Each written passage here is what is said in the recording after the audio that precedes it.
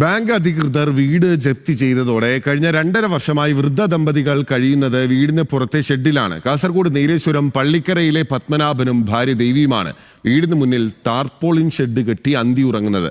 അധികം വൈകാതെ തെരുവിലേക്ക് ഇറങ്ങേണ്ടി വരുമെന്ന ആശങ്കയും ഇവർക്കുണ്ട്.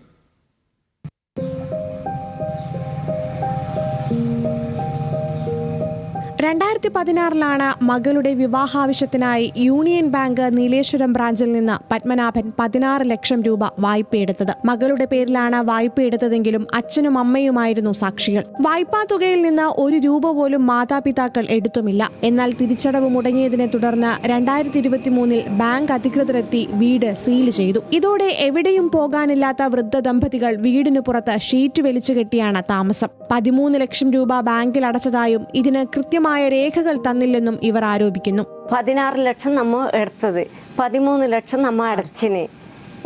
മോളെ പേരിലാണ് അടച്ചത്. അപ്പോൾ ബാങ്ക് നമ്മളോട് ഒരു ഒപ്പോ സീലോ ഒന്നും വാങ്ങിയിട്ടില്ല. ഓളെ സ്വന്തം പേരിലാണ് ലോൺ ഇല്ലത്. അപ്പോൾ ഓളെ റെസിറ്റ് വേണമെങ്കിൽ നമുക്ക് കാണിക്കാം. ഓളെ സ്വന്തം പേരിലേക്ക് അവർ ലോൺ വാങ്ങിയത്. വീട് പൂട്ടുന്നത് നമ്മളത്. വായ്പാ കുടിശ്ശിക വർദ്ധിച്ചതോടെ വീടിനും സ്ഥലത്തിനും ചുറ്റും കയർ കെട്ടി ജപ്തി ചെയ്തതായുള്ള നോട്ടീസും ബാനറും സ്ഥാപിച്ചിട്ടുണ്ട്.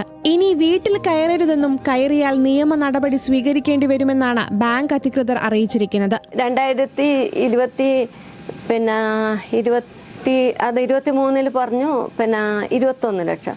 ഇപ്പൊ പറയുന്ന 25 ലക്ഷം അടക്കണമെന്ന്. അതുകൂടാതെ കണ്ട് ലോൺ ഓളെ അക്കൗണ്ടിലേക്ക് തരുമ്പോൾ അതിൽ നിന്ന് തന്നെ 3 ലക്ഷം ഗഡുക്കളായിട്ടാണ് തന്നിന്, ഒന്നിച്ചല്ല തന്നിന്. അതിൽ നിന്ന് തന്നെ 3 ലക്ഷം തരുമ്പോൾ 1 ലക്ഷത്തിൻ്റെ തോതിൽ അങ്ങോട്ട് പിടിക്കുന്നു അവർ. ബാങ്ക് കണക്കിന് ബാങ്ക് ലോൺ ക്ലോസ് ആയി ബാങ്ക് ഇങ്ങോട്ടാണ് തരേണ്ടത്. അധികമായി പൈസ. അത് നമ്മൾ പാസ്ബുക്ക് നോക്കിയാൽ മനസ്സിലാവും. ഏക അഭയമായ ഷെഡിൽ നിന്ന് കൂടി ഇറങ്ങേണ്ടി വന്നാൽ ഇനി എവിടേക്ക് പോകുമെന്ന ആശങ്കയിലാണ് ഈ വൃദ്ധ ദമ്പതികൾ. ന്യൂസ് മലയാളം, കാസർഗോഡ്.